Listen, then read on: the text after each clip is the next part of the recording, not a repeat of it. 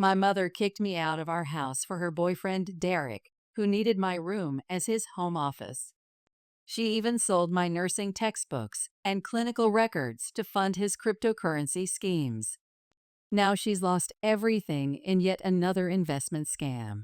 And I need to get this off my chest because I'm watching someone I love transform into a stranger right before my eyes. You know how people always warn you about manipulative individuals who worm their way into relationships and completely change someone? I used to dismiss those stories as exaggerated, maybe even fabricated for attention. Now I'm living through it, and I can't believe how quickly my relationship with my mom, Sarah, was unraveled. I'm Marie, 23, and until recently, I thought nothing could ever come between us. I was wrong. We were incredibly close, the kind of mother-daughter relationship that made others envious. This wasn't just your typical mom's my best friend situation. We had something real and profound, forged through the worst kind of tragedy. When my dad, Michael, died 7 years ago, I was only 16, struggling through high school while processing the loss of my father. Mom was barely functioning herself, but somehow we became each other's lifeline. My sister Emily was there too, but she dealt with grief differently. While she loved us deeply, she preferred processing things alone in her room, studying for her pre-med courses, or listening to music. So naturally, Mom and I gravitated toward each other even more. We developed this unspoken language. I could read Mom's thoughts just by the way she sighed during her hospital administration meetings. And she knew when I needed a hug before I even realized it myself. We shared everything: weekend shopping trips between my nursing shifts, late-night ice cream runs after her long days at the hospital, marathon sessions of terrible reality TV shows that became our guilty pleasure. When I started nursing school, I chose to stay local, partly because I couldn't imagine being far from her, but also because we both worked at the same hospital. She as an administrative director and me as a pediatric nurse. Last year, Mom started mentioning dating again. It wasn't surprising. 7 years is a long time to be alone, and I could see the loneliness in her eyes when she watched couples walking together in the hospital garden or during romantic scenes in movies. Both Emily and I supported her completely. We knew Dad, who had been a dedicated family physician himself, would have wanted her to find happiness again. He was that kind of person who always put others' joy before his own. Scene transition. Mom went on several dates, mostly with men she met through mutual colleagues or professional networking events. Some were nice enough, but nothing clicked. They'd go out once or twice, and that would be it. We'd laugh about the awkward moments over wine in our kitchen, and life would continue as normal. Then 3 months ago, Derek Miller entered our lives through a dating app. I wish I could go back in time and stop that first date from ever happening, but I had no way of knowing that this man would systematically destroy the beautiful relationship I had with my mother and turn our peaceful home into a battlefield of manipulation and guilt. First meeting with Derek. From the moment I met Derek, every instinct I had as a nurse who regularly deals with difficult family situations screamed that something was wrong with this guy. You know that gut feeling we get in the pediatric ward when a parent's story doesn't quite add up? That was Derek.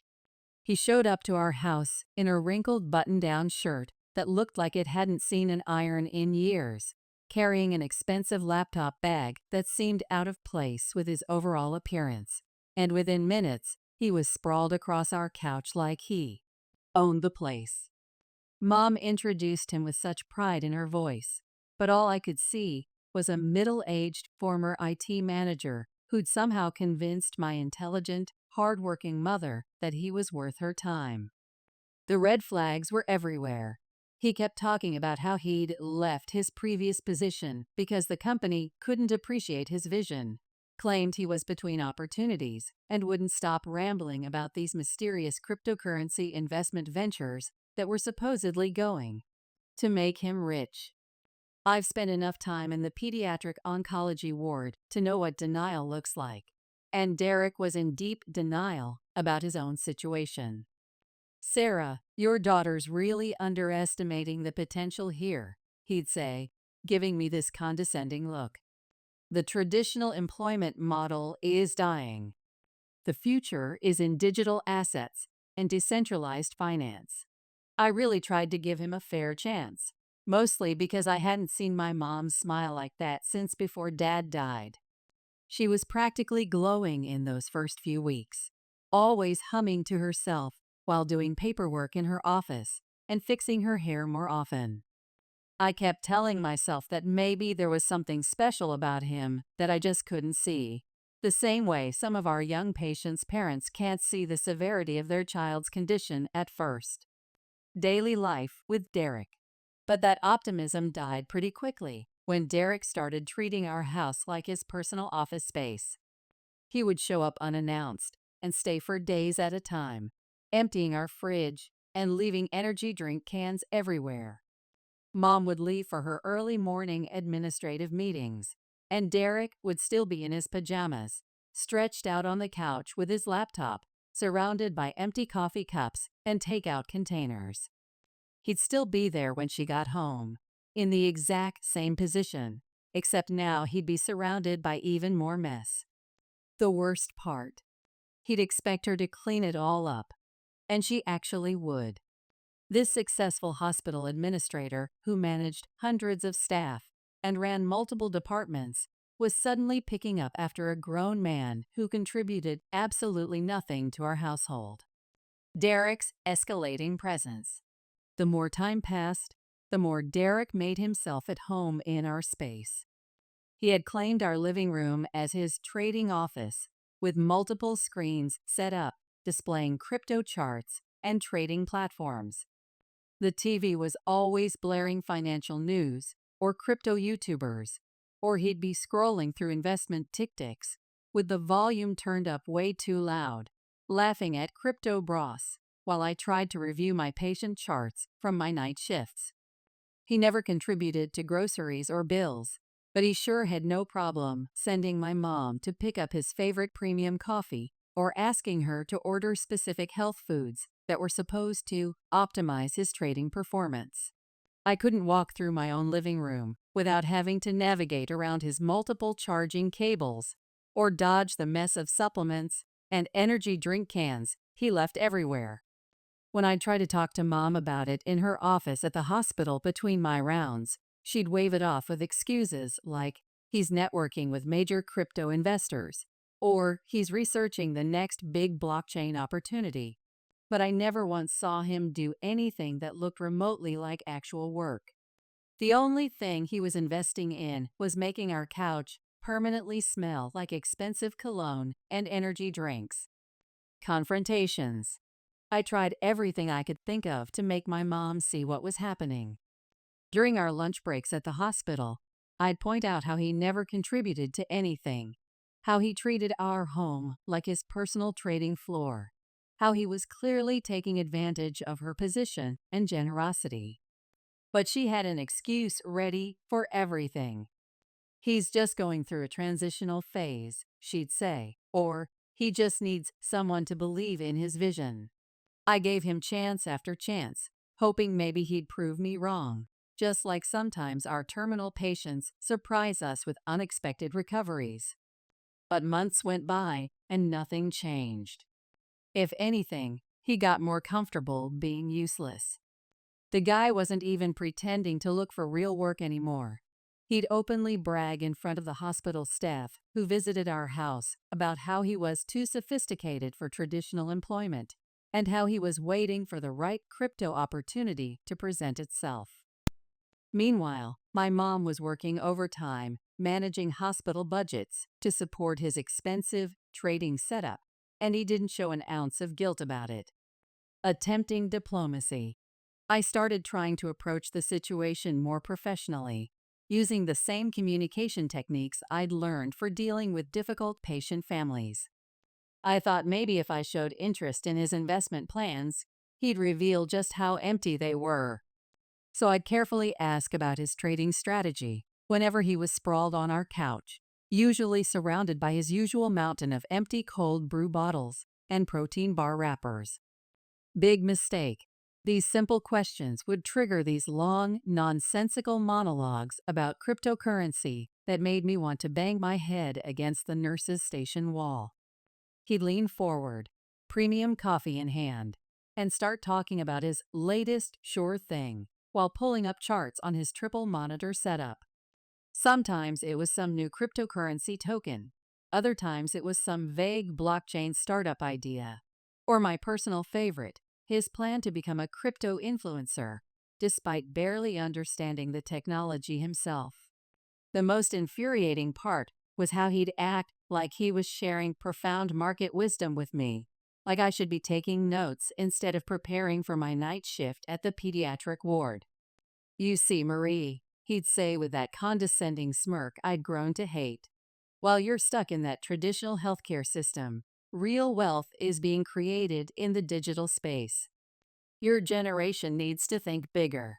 He had this whole conspiracy theory about how traditional careers like nursing were becoming obsolete, and how people like him, self-proclaimed crypto visionaries who couldn't be bothered to hold down a regular job, were actually the smart ones.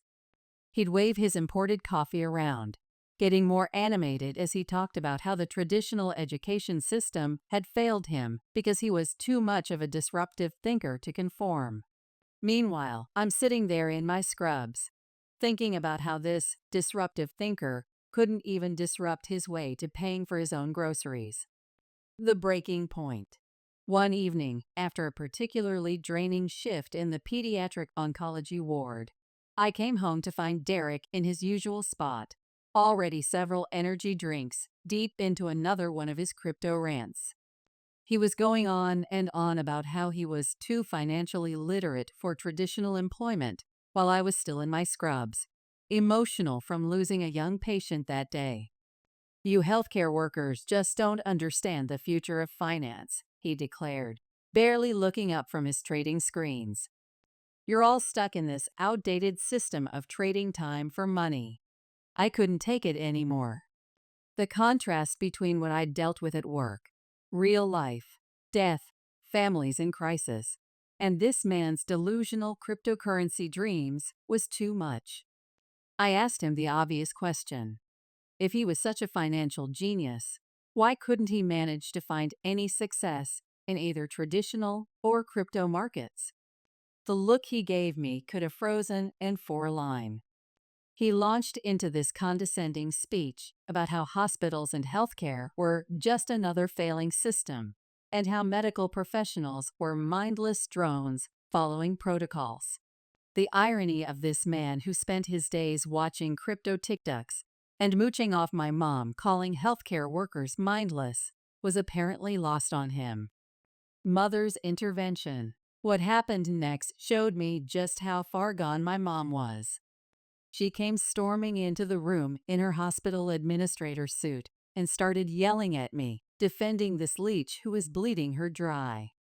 This was my mom, the woman who had always been my biggest supporter, my best friend, the person who had encouraged me to go into nursing after Dad died because she said I had his same compassion for helping others. Now here she was, screaming at her own daughter for daring to question her unemployed boyfriend's delusions of crypto wealth. The last time she'd raised her voice at me like that was when I was 12 and had snuck out to a friend's house without telling her. Now she was treating me like I'd committed some horrible violation of hospital protocol, just for pointing out the obvious about Derek. I stood there in my wrinkled scrubs, watching my mother transform into someone I barely recognized. This wasn't the strong, sensible hospital administrator who raised me. This was someone who had been completely manipulated by a man she'd known for less than half a year. Derek's victory. Derek just sat there with this smug look on his face, his trading screens casting an eerie blue glow across the room, like he'd won something. That's when it really hit me. He had won. He'd managed to drive the first real wedge between my mother and me, and he was actually proud of it. I could see it in the way he smirked behind his premium coffee cup, how he casually threw his arm around my mom's shoulders as she lectured me about respecting his investment expertise. The man who contributed nothing to our household had somehow convinced my mother that I was the problem. Growing tensions. After that fight, our house became like the ICU during a crisis. Every step had to be carefully calculated. I couldn't say a single word about Derek without my mom jumping to his defense. If I mentioned that he'd left his trading setup running all night, draining electricity, she'd snap that I was being petty. If I pointed out that he was eating the meal prep containers I'd made for my night shifts, she'd accuse me of being stingy. But how could I stay quiet? This wasn't just about him being unemployed anymore. I was watching this man systematically drain my mother's resources while she made excuse after excuse for him. He'd borrow money from her for these supposed crypto investments, promise to pay her back when he made it big, and then conveniently forget about it while starting his next scheme. She was even paying for his premium trading platform subscriptions because he claimed he needed them for market analysis, which apparently meant watching crypto influencer streams at full volume all day. The final announcement. Then came the announcement that changed everything. Derek was moving in permanently. My mom presented it in her administrator voice, like she was announcing a new hospital policy. But I knew the truth. He'd probably lost access to his previous living situation and needed a new place to set up his trading screens. Before Derek, we had a system that worked perfectly. It was just Mom and me most of the time, with Emily stopping by on weekends when she wasn't busy with medical school. Mom and I split everything down the middle: rent, utilities, groceries, household supplies, everything. We'd sit down at the beginning of each month, go through all the bills together, just like we did with the monthly department budgets at the hospital. Living with Derek.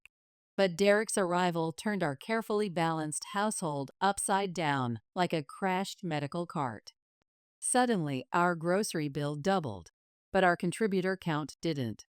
This man would demolish an entire week's worth of groceries, including my carefully planned nurse's meal prep, in days. He'd drink all the premium coffee I'd bought for my night shifts, use up all the hot water with his hour-long morning trading preparation routine, and leave every light and monitor in the house on 24/7 while he watched crypto streams. Our utility bills skyrocketed because he was home all day, running his multiple screens and mining rigs at full blast, keeping this cranked up to cool his equipment. "It's for our future," he'd say when Mom looked worried about the electricity bill. "Once this mining setup starts producing, we'll be able to pay for a year's worth of bills in a month." And did he offer to chip in for any of it? Of course not. He acted like paying bills was beneath someone of his financial literacy level, like his mere presence in our home was some kind of investment opportunity we should be grateful for.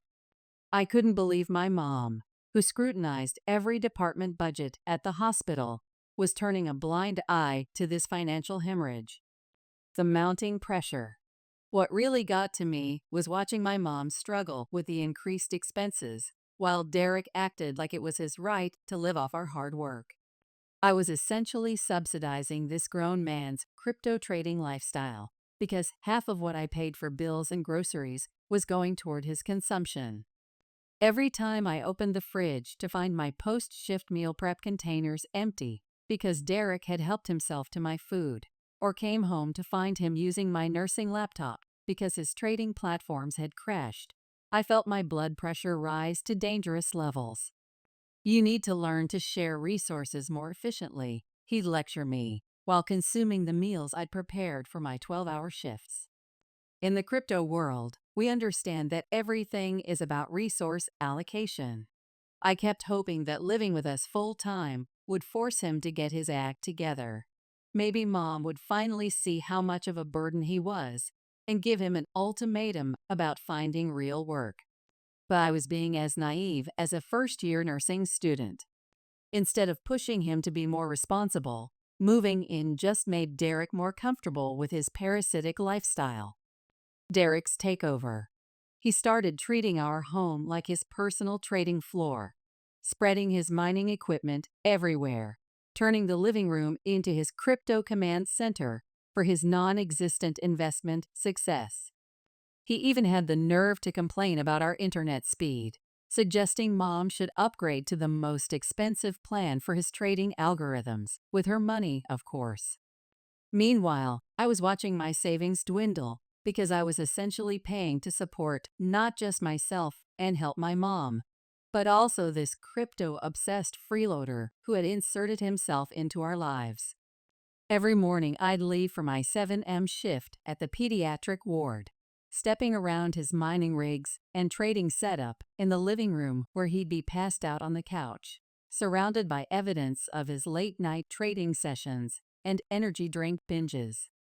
When I'd return at 8 p.m. after a grueling shift, it was like looking at a before and after photo where nothing had changed except the quantity of trash.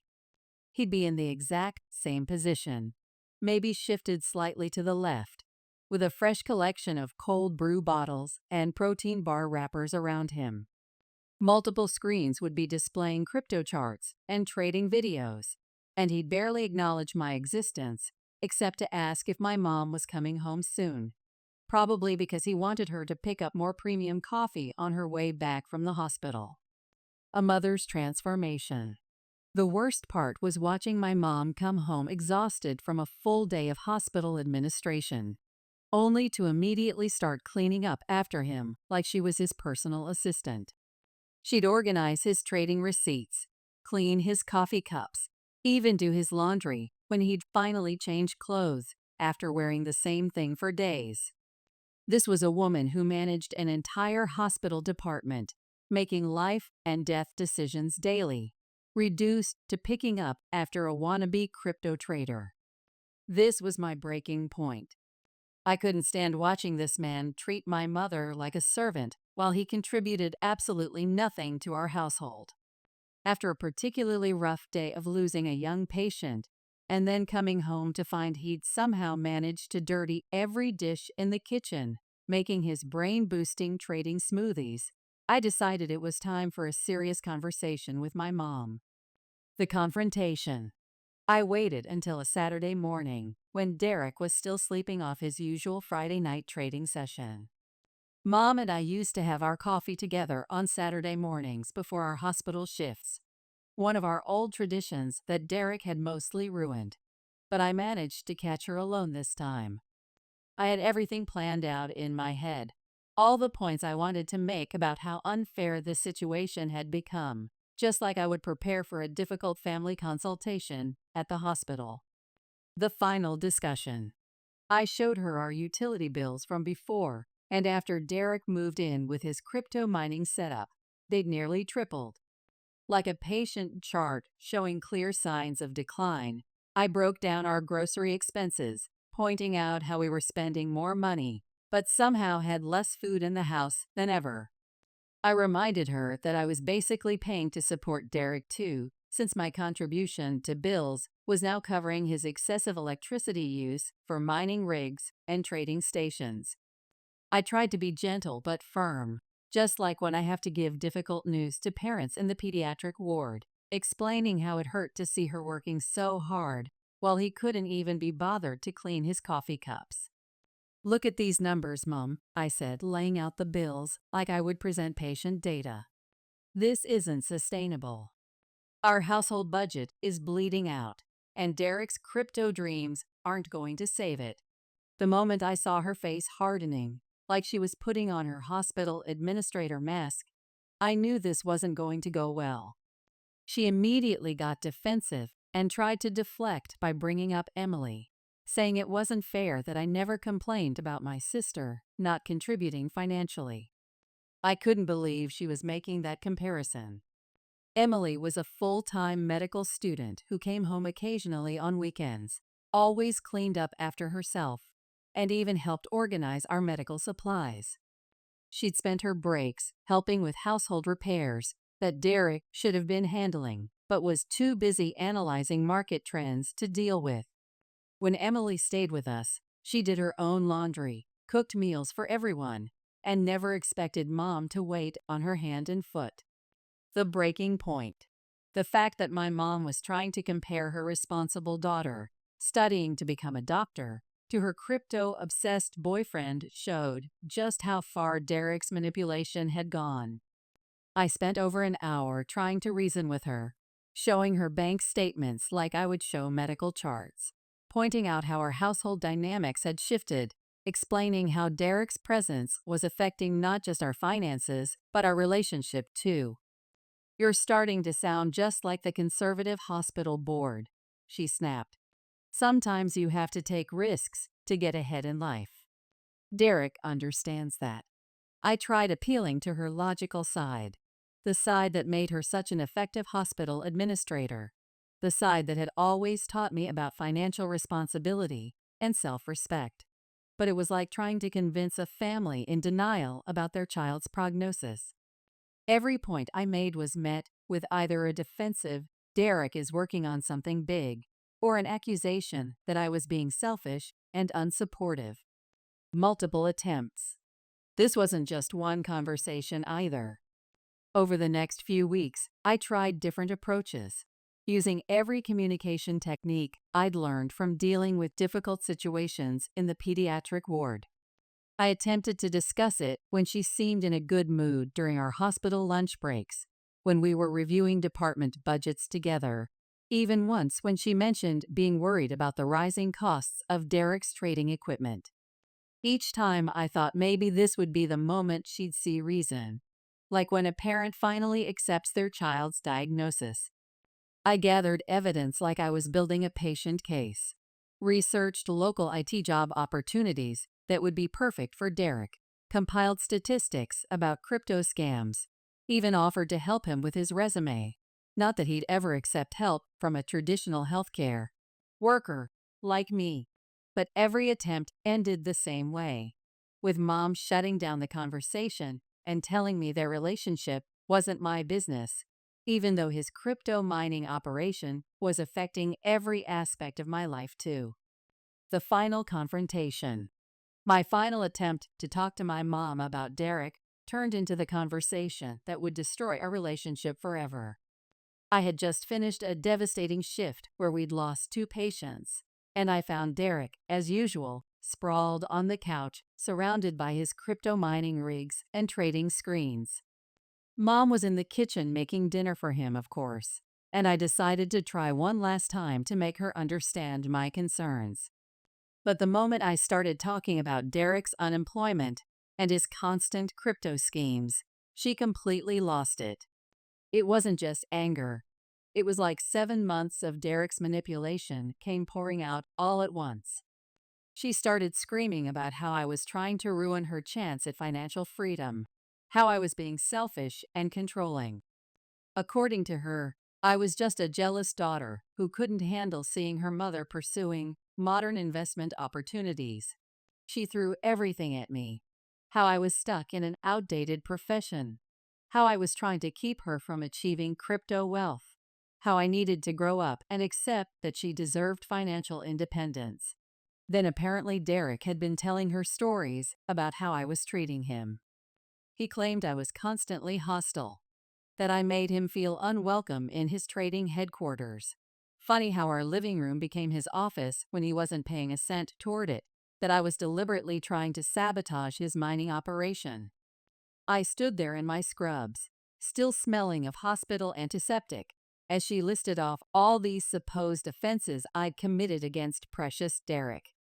The accusations. According to Derek, I slammed doors when his mining rigs were running, made rude comments about his trading strategies under my breath, and gave him dirty looks during his investment streams. The reality? I mostly just ignored him because I couldn't stand watching him take advantage of my mother while pretending to be some crypto genius. But Derek had spun this whole narrative about me being this terrible, hostile healthcare worker who didn't understand the future of finance, and my mom had bought into every word of it. What hurt the most was how easily she believed him over me.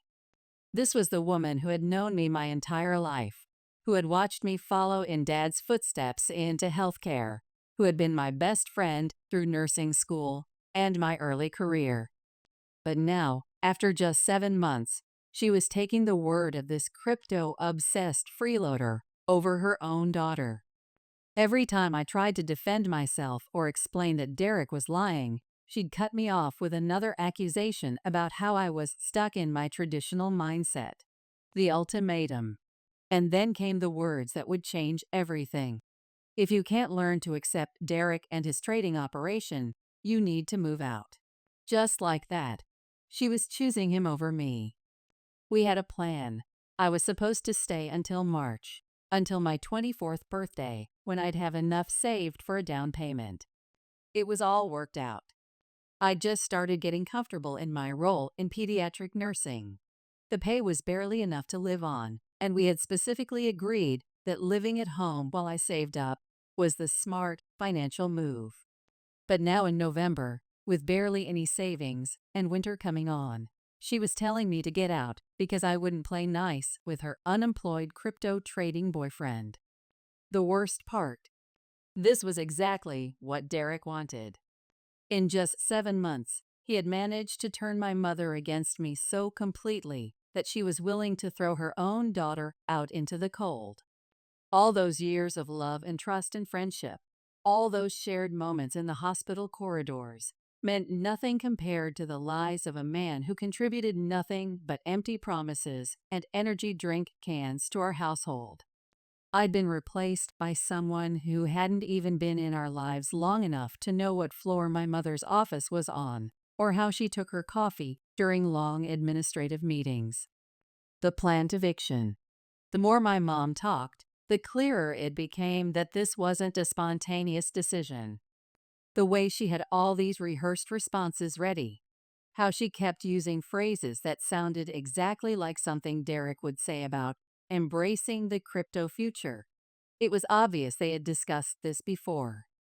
When I brought up our agreement about March, she dismissed it like it had meant nothing to her, like all our careful planning and discussions about my nursing career had been erased the moment Derek decided he needed my room for his mining operation. The excuses she gave me were almost worse than the eviction itself. According to her, I was too old to be living at home, even though just a few months ago she had been the one insisting I stay and save money while establishing myself in pediatric nursing. She said I needed to grow up and take responsibility for myself. Rich coming from someone who was supporting a fully grown man who spent his days watching crypto trading streams. "You need to understand, Marie," she said in her hospital administrator voice. "Derek needs a proper space for his trading operations. Your room has the best ventilation for his mining equipment." Every time I tried to remind her of our plans, of how we'd worked out this timeline together between hospital shifts, she'd cut me off with another lecture about how I needed to stop sabotaging their chance at crypto wealth, as if pointing out Derek's complete lack of success was sabotage, rather than just stating obvious facts. I tried everything I could think of, using the same careful approach I use with difficult patients' families.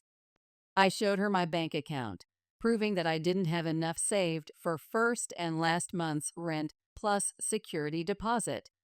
I reminded her how expensive apartments were near the hospital, how moving would probably mean having to commute much further for my night shifts. I even tried appealing to her maternal instincts, explaining how difficult it would be for me to suddenly start living on my own with no preparation. But it was like talking to a family in complete denial about their child's diagnosis. She had an answer for everything, and none of those answers involved any concern for my well-being. Then came the final proof that this whole thing was Derek's master plan. "Derek needs more space for his mining rigs and trading setup," she announced, like it was the most natural thing in the world. The room I'd had since we moved into this house, where I'd studied for my nursing exams, and processed countless difficult shifts, was going to become a crypto mining operation for a man who hadn't earned a single dollar in his life. The final realization. That was when I knew with absolute certainty that this had been his idea all along. He had manipulated my mother into kicking out her own daughter, a practicing pediatric nurse, so he could have more space for his crypto mining operation. The woman standing in front of me wasn't the hospital administrator and mother I knew anymore. My mom would have never put a man she barely knew ahead of her daughter's well-being. But Derek had somehow managed to completely rewrite our relationship in just a few months. In her eyes, I wasn't her daughter anymore. The one who had supported her through Dad's death, who had followed his footsteps into healthcare, who had been her best friend and colleague at the hospital. Now I was just an inconvenience, an obstacle standing between Derek and his latest crypto scheme.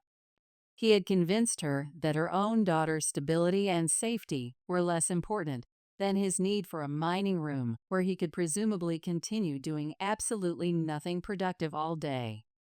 Finding a new home. I've always believed that begging someone to want you just strips away whatever dignity you have left. Something I'd learned from years of working with patients' families.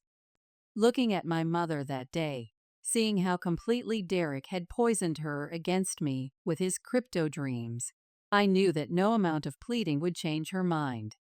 I wasn't about to give Derek the satisfaction of seeing me break down or beg to stay.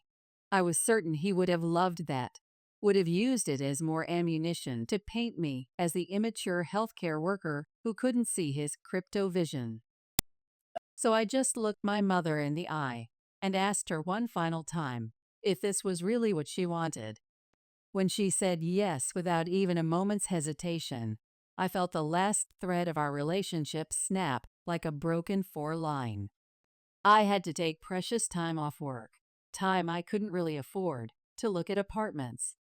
Every empty unit viewed was a reminder of how unprepared I was for this. I'd been responsibly saving money, helping with bills at home, planning for a careful transition in March.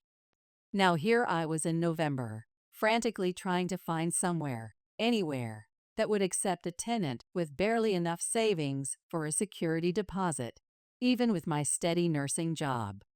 Support system. Emily was incredible during this time. She skipped her medical school classes to help me apartment hunt, called places for me while I was working night shifts, and tried repeatedly to reason with our mother.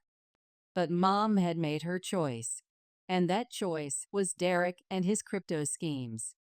I ended up finding a tiny studio apartment in a much less safe part of town than I'd ever wanted to live in. It was the kind of place where you can hear every neighbor's conversation, and the water pressure is barely enough to wash hospital scrubs, but it was all I could afford on such short notice. The landlord took pity on me after I explained my situation and let me split the security deposit into 2 payments. The move. Moving in was depressing. My nursing textbooks and medical reference materials barely fit in the tiny space. The walls were this sickly beige color that reminded me of hospital corridors I couldn't paint over, and the whole place smelled like old carpet. But at least it was mine, and I didn't have to watch Derek sprawl across my couch while explaining his latest crypto investment scheme, or listen to his mining rigs humming all night. Early days. Those first few weeks were the hardest. Between my shifts in pediatric care, I would check my phone wondering if today would be the day my mom would realize what she'd done, telling me she'd finally seen through Derek's crypto scams, asking me to come home. I even rehearsed in my head what I'd say when she called to apologize, the same way I practice difficult conversations with patients' families. But that call never came. Days turned into weeks, and my phone remained silent. No texts asking if I was okay after difficult shifts. No calls to see if I needed anything. Not even a message asking if I'd settled into my new place. The mother who used to text me multiple times during my shifts just to check in or share funny nurse memes, had completely ghosted me. It was like the moment I moved out, I stopped existing in her world, replaced by Derek's crypto mining equipment. Emily would visit me between her medical school classes and try to avoid talking about Mom, but I could see in her face that things at home weren't good. She'd get this guilty look whenever she mentioned being at the house, like she felt bad for still having a relationship with both of us. But the message was clear. Mom had chosen Derek's imaginary crypto wealth over me. Update 1. Life after eviction. Life after being kicked out became an exercise in survival, not unlike managing a critical care unit. Picked up extra night shifts when I could, and tried to make my tiny apartment feel less like a hospital room. I hit a really low point about 2 weeks after moving out. After a particularly difficult shift losing a young patient, I broke down and called her, hoping that maybe she'd been wanting to reach out too, but didn't know how. The phone rang and rang, eventually going to voicemail. I didn't leave a message. What could I even say? Hey Mom, just wondering if you care that your daughter is barely scraping by after you chose your crypto-obsessed boyfriend over her? I waited for days, thinking she'd at least call back to see why I'd called. Nothing. The woman who used to panic if I didn't answer her texts during my shifts couldn't be bothered to return her daughter's call. Emily really stepped up, spending almost every weekend at my place between her medical school studies, bringing home-cooked meals, and helping me adapt to living alone. She tried to make my sterile studio apartment feel more like home, hanging my nursing school graduation photos and adding little touches that made the place feel less like a hospital room. But she was also my unwitting connection to what was happening back at home. And what she told me made me realize just how completely Derek had won. The erasure. They didn't waste any time erasing me from the house. Within days of me leaving, they had cleared out my room entirely. The space I'd lived in for years, where I'd studied for my nursing exams, cried over lost patients, and processed my father's death, was transformed into Derek's crypto mining center. Emily said they painted over my carefully chosen wall color with some bland beige that Derek picked out to optimize focus, replaced my furniture with rows of mining rigs he found on Facebook Marketplace, and set it up like some wannabe crypto trading floor. The final blow. But the worst part, the absolute knife to the heart, was what they did with my belongings. The things I'd left behind, mostly stuff I couldn't fit in my small apartment or couldn't move on such short notice. My own mother sold them off to fund Derek's latest crypto venture. My old nursing textbooks and clinical references that Dad had helped me collect, sold. The winter scrubs I'd been planning to come back for, gone to some stranger online. Even the box of my nursing school memorabilia that had been in my closet, photos with my first patients, cards from families I'd helped, little keepsakes from my clinical rotations, all of it sold off or thrown away. Emily said they did it over a weekend, like they were having some kind of erase all traces of the healthcare worker yard sale. But Mom took all the money from selling my things and handed it straight to Derek for his latest guaranteed crypto investment. My medical school memories were liquidated to fund whatever crypto scheme had caught his eye that week. Processing the loss. The betrayal of it all was almost too much to process. This wasn't just about getting rid of some old stuff. This was my mother systematically erasing any evidence that I had ever been a part of the medical profession in that house. After hearing about the yard sale, I had to ask Emily to stop giving me updates about what was happening at home. Every new piece of information was like reopening a wound that was trying to heal. I was working on building my own life, trying to move forward in my nursing career, and hearing about how easily my mother had erased me was making that impossible. She had made her choice crystal clear. Derek's crypto dreams were her priority now, and I was just a chapter of her life that she was ready to close. Fine, if she could forget about me so easily, then I would have to learn to do the same.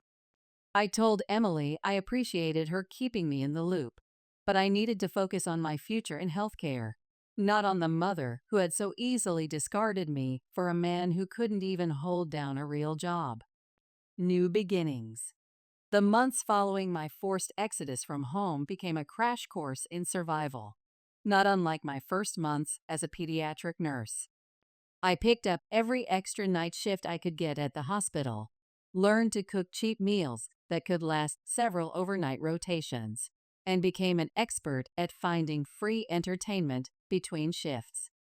My tiny apartment slowly started feeling less like an emergency shelter and more like my actual home. The biggest breakthrough came when I landed a promotion to senior pediatric nurse. The position wasn't exactly my dream role, but it came with better health insurance and a salary increase that meant I could finally start building an emergency fund instead of living paycheck to paycheck. For the first time since that awful November night when my mom chose Derek's crypto dreams over me, I felt like I could breathe. I even started thinking about taking some specialized pediatric care certifications to boost my qualifications further. The call. Then came the evening when my mother's name lit up my phone screen. I had just finished one of the worst shifts in the pediatric ward. 3 critical cases, a crashed medical cart, and a family meeting from hell. I was stretched out on my couch, still in my scrubs, trying to decompress when her name appeared on my screen. I rejected the call without hesitation, but she kept trying. Every few minutes my phone would light up again. 2 calls, then 5, then 8. Each time I hit reject with a little more force, feeling my hard-won peace crumbling under this renewed assault. The next morning, I was rushing around my apartment trying to get ready for my early shift, already running late because my ancient coffee maker had chosen that day to die. My phone rang with an unknown number, and I answered it automatically, thinking it might be the pediatric ward. Instead, I heard my mother's voice coming through the speaker. The sound stopped me in my tracks. I hadn't heard her cry like this since Dad's funeral. My first instinct was to hang up, to protect myself from whatever manipulation was coming. After all, the last time I'd tried to help, she'd responded by attacking every aspect of my career choice.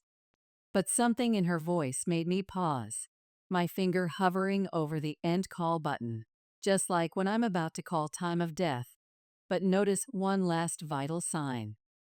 The truth emerges. I should have trusted my first instinct. I should have remembered that crying was just another tool in the manipulation toolbox, right next to guilt and insults.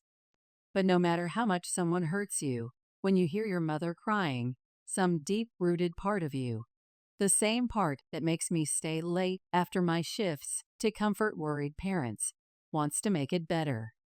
So I stayed on the line, listening to her sob, feeling my carefully constructed emotional walls starting to crack. Through her tears, my mother told me a story of financial disaster that would have been comical if it wasn't so tragic. Derek had convinced her to invest in some new cryptocurrency project he'd found through his trading network. He'd promised it was the next Bitcoin, guaranteed to make them millionaires within months. My mother, who had always lectured me about being careful with my nursing salary, who had taught me to save and budget, had fallen for the oldest scam in the crypto playbook, a rug pull. She'd lost everything when the creators of the project disappeared with everyone's money. The full extent. But that wasn't even the worst part. As she continued talking, the true extent of the disaster emerged. Derek hadn't just convinced her to invest their available cash. He'd talked her into borrowing money from everywhere he could think of. She'd maxed out credit cards, taken out personal loans, even borrowed against her hospital retirement fund, all because Derek had promised her that this investment would multiply their money by at least 10 times. He'd shown her flashy crypto websites with fake testimonials, connected her with supposed investors who were probably just other scammers, and painted pictures of the wealthy lifestyle they'd soon be living. Now all that money was gone, disappeared into digital wallets they'd never see again, and she was drowning in debt. The woman who managed million-dollar hospital budgets had been completely cleaned out by a crypto scam. The response: I sat there in my tiny apartment, still in my scrubs from my night shift, listening to my mother sob about her financial ruin, and felt absolutely nothing. Well, not nothing. I felt vindicated. Every warning I'd given her about Derek's crypto schemes had come true. Every red flag I'd pointed out had turned into exactly the disaster I'd predicted. I reminded her of all the times I tried to tell her that Derek's investment plans were nothing but hot air, how I'd warned her that he was just using her for money. Well, I said, using my professional nurse voice, I assume you finally kicked him and his mining rigs out after this disaster. The silence that followed that question said everything. The continued denial.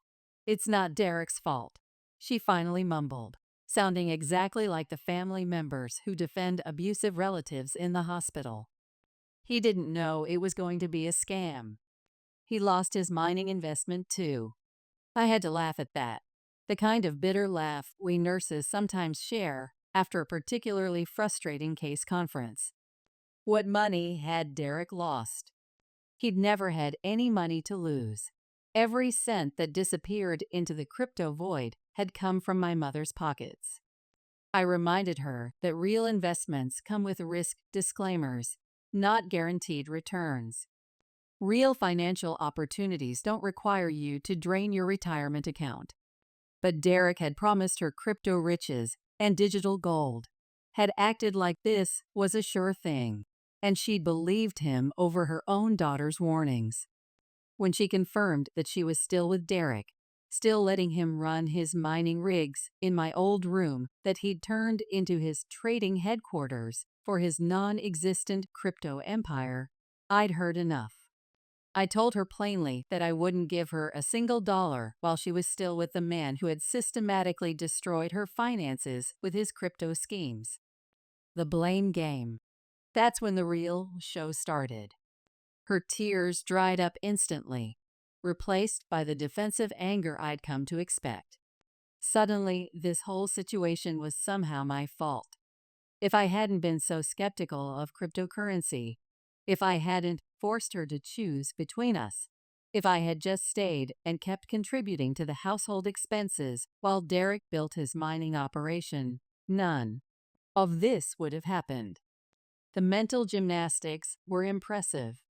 Somehow, in her Derek warped reality, my refusal to silently watch him take advantage of her had led to this situation. The fact that I wouldn't subsidize her boyfriend's crypto lifestyle with my nursing salary had somehow caused her to fall for an obvious cryptocurrency scam. She had kicked me out of my home, sold my medical textbooks, and given the money to Derek. But somehow I was the one who had forced her hand. It was like listening to a patient denying clear medical evidence, someone describing a completely different reality, one where Derek was an innocent victim of the crypto market rather than the architect of her financial ruin. The breaking point. I couldn't help but laugh. A real, genuine laugh, like when we get an absolutely absurd complaint in the pediatric ward. This woman who had thrown me out of my home was now trying to blame me for her bad crypto investment decisions. I told her exactly what I thought, that she was an adult who had made her own choices. She had chosen to kick out her daughter, who helped with bills, and support Derek, who contributed nothing but mining rig heat. She had chosen to sell my nursing textbooks and give him the money. She had chosen to drain her retirement and take out loans for his crypto schemes. Every step that led to this disaster had been her choice, and now she needed to own those choices. The guilt trip. That's when the waterworks started again. She pulled out the ultimate guilt trip weapon. I'm your mother, as if that title still meant anything after everything she'd done. She started talking about how family is supposed to stick together and help each other through hard times. Rich coming from the woman who had turned my childhood bedroom into a crypto mining farm. I reminded her of all of this. Where was this family helps family attitude when she was selling my medical reference books? Where was it when she was screening my calls during my night shifts? Where was it when she was choosing Derek's crypto dreams over her own daughter? Now that she needed money, suddenly she remembered she had a daughter. Suddenly family meant something again. But it wasn't just about helping her. Any money I gave her would go straight to supporting Derek's next crypto scheme. I couldn't resist one final dig. I'd rather lose my nursing license than help that crypto scammer. Check around in my room. Oh, sorry, Derek's mining headquarters. Maybe there's some of my medical school memorabilia that you haven't sold for Bitcoin yet. The aftermath. The words came out cold, but they felt good. For once, I wasn't the one hurting. For once, I wasn't the one dealing with the consequences of her choices. When she started calling back immediately after I hung up, I felt nothing but satisfaction as I declined call after call. Let her feel what it's like to be ignored by family. Let her experience what it's like to need help and be refused by someone who's supposed to love you. The dozen missed calls that followed felt like victory bells. The current situation. The aftermath of that phone call confirmed everything I needed to know about my mother's state of mind. She was still completely under Derek's crypto influence, unable or unwilling to see how he had systematically destroyed her life with his trading schemes. She hadn't offered a single apology for kicking me out, for selling my nursing materials, for choosing him over me. Instead, she had tried to twist the narrative to make me the villain in her story. The fact that she could look at her current situation, drowning in debt while supporting an unemployed crypto trader, and somehow conclude that it was my fault, showed just how deep Derek's manipulation went. She didn't deserve my help, and I felt absolutely no guilt about refusing to rescue her from the consequences of her own choices. Emily's position. Emily has been caught in the middle of this mess, trying to maintain relationships with both of us while finishing medical school and watching our mother spiral further into financial disaster. She never directly criticizes my decision to refuse help, but I can see the worry in her eyes when she visits between her clinical rotations. She's torn between her understanding of why I can't enable our mother's choices and her natural instinct as a future doctor to want to fix everything. According to Emily, Derek is still living his same lifestyle, sprawled on the couch, surrounded by mining rigs, talking about his next big crypto opportunity while our mother works overtime to keep the electricity running for his equipment. He's still spinning tales about potential blockchain investments and NFT ventures. And somehow, despite losing everything in his last scheme, my mother still believes in his empty crypto promises. It's like watching someone repeatedly touch a hot stove and refuse to acknowledge that it burns. Moving forward. Since that phone call, my mother has tried reaching out several times. Sometimes she calls from different numbers. Sometimes she sends guilt-tripping text messages about how much she misses me. She's even tried getting mutual colleagues from the hospital to reach out on her behalf. But I've learned my lesson about letting her back into my life. You don't get to throw your daughter away like expired medical supplies and then try to retrieve her when you need financial help. I found my own kind of peace in this situation. My apartment might be small, but it's mine, and nobody can kick me out of it to make room for crypto mining rigs. My nursing job might not make me crypto rich, but I'm building a career helping people on my own terms. I'm learning who I am without the weight of trying to protect someone who doesn't want to be protected from their own crypto delusions.